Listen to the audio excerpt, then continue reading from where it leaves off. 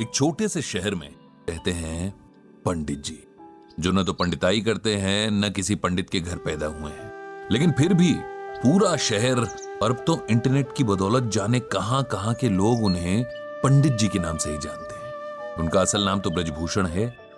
एक सरकारी ऑफिस में जिंदगी भर काम करने के बदले ठीक ठाक पेंशन लेकर रिटायर हुए। घर में सिंपल सी वाइफ है, 2 बेटे हैं जो बड़े शहरों में अच्छे जॉब्स पर हैं। अब सवाल ये उठता है कि दुनिया, यहां तक कि उनकी पत्नी भी उन्हें पंडित जी क्यों कहती है। इसके पीछे एक कहानी है, कहानी जो कि पंडित जी, मेरे मतलब ब्रजभूषण जी के जीवन में घटी सच्ची घटना भी है। बात उस दौर की है जब हमारे देश में कंप्यूटर रेवोल्यूशन शुरू ही हुआ था। तमाम बड़े सरकारी ऑफिसेज में कंप्यूटर लगाए जा रहे थे और एम्प्लॉइज को उन्हें चलाना सिखाने के लिए ट्रेनिंग दी जा रही थी। ब्रजभूषण जी हमेशा से पढ़ने और नई चीजें सीखने के बड़े शौकीन थे। उन्होंने न सिर्फ लिटरेचर बल्कि रिलीजियस किताबें भी बड़े इंटरेस्ट से पढ़ी थी। बल्कि उनकी पत्नी के शब्दों में कहें तो रामायण और गीता तो वो घोट कर पी गए थे। अक्सर घर और ऑफिस की महफिलों में बहुत सुंदर शब्दों में रामचरितमानस की चौपाइयां और गीता के श्लोकों की बड़ी सिंपल और इजी एक्सप्लेनेशन देते थे।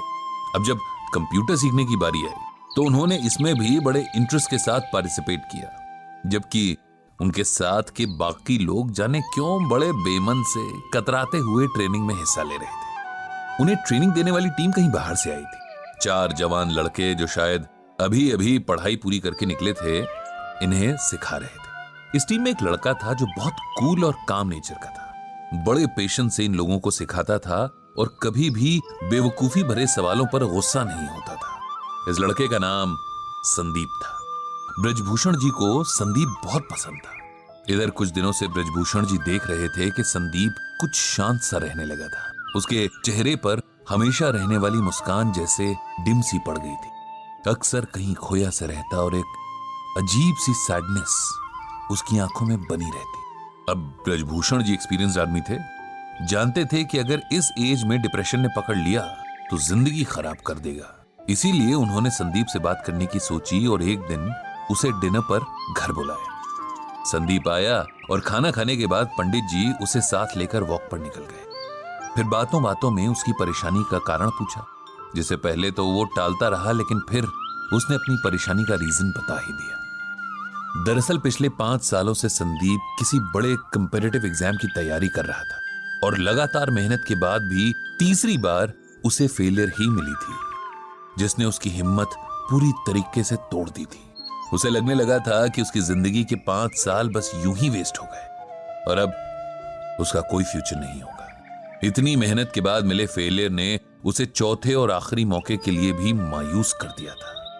वो अब आगे एग्जाम्स की तैयारी नहीं करना चाह रहा था और कहीं ना कहीं अपनी फेलियर के लिए खुद को ही गिल्टी मान रहा था, यानी दोषी ठहरा रहा था कि शायद उसकी मेहनत में ही कहीं कमी रह गई थी। ये सब सुनकर ब्रजभूषण जी ने तुरंत संदीप को श्रीमद् भागवत गीता का ये श्लोक सुनाया।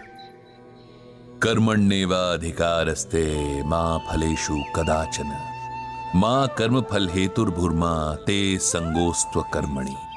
जानते हो संदीप, इसका मतलब क्या है, मीनिंग क्या है? ये श्लोक भगवत गीता के दूसरे चैप्टर का 47वां श्लोक है। जब अर्जुन रणभूमि पर अपने सगे संबंधी, अपने गुरु, भाई और दोस्तों को देखकर युद्ध छोड़ देना चाहते हैं, तब भगवान उसे गीता का उपदेश देते हैं।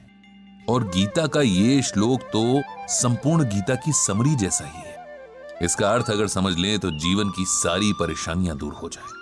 संदीप ने पूछा कि आखिर क्या है इस श्लोक का अर्थ और इसमें ऐसा क्या है जो आप इसे हर परेशानी का सलूशन बता रहे हैं। ब्रजभूषण बोले, इसका अर्थ है कि हे अर्जुन, तेरा अधिकार कर्म करने में है, उसके फल में नहीं। तू कर्म के फल के प्रति आसक्त ना हो या कर्म न करने के प्रति प्रेरित ना हो। सिंपल वर्ड्स में कहें तो हम में से हर कोई कुछ भी करने से पहले उस काम के रिजल्ट के बारे में सोचता है। जैसे बच्चे पढ़ाई शुरू करने से पहले फर्स्ट आने की विश करते हैं। बिजनेसमैन दिन की शुरुआत में ही शाम तक मटेरियल पूरी तरीके से यूज हो जाने की विश करता है। इंजीनियर नक्शा बनाने से पहले ही कोई मास्टरपीस बनाने की ख्वाहिश रखता है।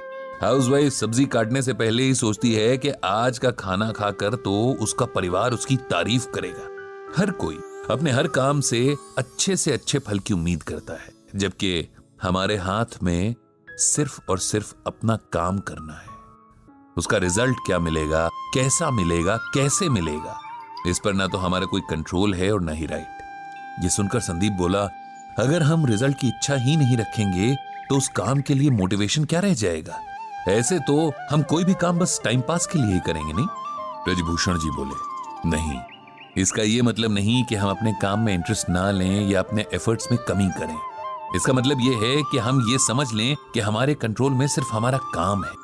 उदाहरण के लिए, एक बच्चे का काम पूरे साल भर अच्छे से पढ़ाई करना है, लेकिन परीक्षा का रिजल्ट और भी कई बातों पर डिपेंड करता है, जैसे कई बार कॉपी चेक करने वाले के मूड पर भी। ऐसे में यदि नंबर उस बच्चे की एक्सपेक्टेशन से कम आ जाते हैं तो उसे ना तो अपनी एबिलिटी पर शक करना है, न ही आगे मेहनत करने में कोताही करनी है। हमें हर हाल में अपना बेस्ट देना है। उसके बाद क्या होता है ये ईश्वर पर छोड़ देना है। किसान जब खेत में बीज बोता है, रात रात जागकर फसल को पानी देता है, तब वो अपना काम कर रहा है। लेकिन अगर सूखा पड़ जाए या उसकी फसल को कोई बीमारी लग जाए, तब किसान को अपने आप को इसकी वजह नहीं समझना चाहिए, क्योंकि ये बात उसके कंट्रोल में नहीं थी। जीवन में बहुत कुछ ऐसा है जिस पर हमारा कोई वश नहीं है, लेकिन खुद पर और अपने कर्म पर हमारा पूरा वश है। इसीलिए उसमें कमी नहीं रहनी चाहिए। जब हम इस बात को समझ लेंगे तो जीवन की छोटी बड़ी बातों में हौसला नहीं हारेंगे, खुद पर विश्वास रखेंगे और हमेशा अपना सर्वश्रेष्ठ देने के लिए तैयार रहेंगे। ब्रजभूषण जी की बातों ने संदीप पर जादू जैसा असर किया। उसने मन ही मन एक बार फिर पूरा जोर लगाकर परीक्षा की तैयारी करने का फैसला कर लिया था। कुछ दिन बाद जब ब्रजभूषण जी के ऑफिस में कंप्यूटर ट्रेनिंग पूरी हुई और सिखाने वाली टीम को विदा किया जा रहा था, तब संदीप ने सबको इकट्ठा किया और कहा, हम सबको हमेशा कुछ न कुछ सीखने के लिए तैयार रहना चाहिए। टीचर कहीं भी किसी भी रूप में मिल सकते हैं और हो सकता है कोई ऐसा टीचर मिल जाए जो लाइफ के लिए आपका एटीट्यूड ही बदल दे। मुझे भी यहाँ एक गुरु मिले जिन्हें जीवन का बहुत एक्सपीरियंस है और इस अनुभव को बांटना भी आता है। ये गुरु हैं ब्रजभूषण जी, जिन्हें मैं आज से पंडित जी कहकर पुकारूंगा, क्योंकि पंडित का अर्थ होता है ज्ञानी, ज्ञान देने वाला। साथ ही गुरु दक्षिणा में मैंने उनके लिए एक ब्लॉग तैयार किया है जिसका नाम रखा है गीता ज्ञान। इस ब्लॉग से पंडित जी गीता के जरिए लोगों को उनकी परेशानियों में राह दिखा सकते हैं, उन्हें उम्मीद देकर नए ढंग से जीना सिखा सकते हैं। इस तरह उस दिन से ब्रजभूषण जी का नाम पंडित जी पड़ गया और उनका गीता ज्ञान ब्लॉग एक जरिया बन गया जहां लोग अपनी परेशानियां पंडित जी को लिखकर गीता के जरिए उनका सलूशन पा सकते थे।